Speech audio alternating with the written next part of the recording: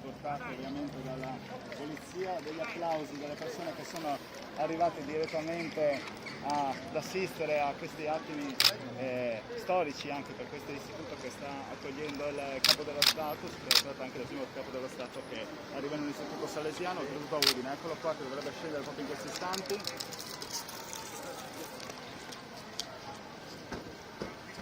Ovviamente grande il cordone di sicurezza in questi momenti, come quando sempre arriva la figura più alta dello Stato, dovrebbe scendere appunto sulla destra. Adesso c'è l'apertura della porta, noi lo vediamo, eccolo lì, l'applauso, il saluto con il Presidente Fedriga,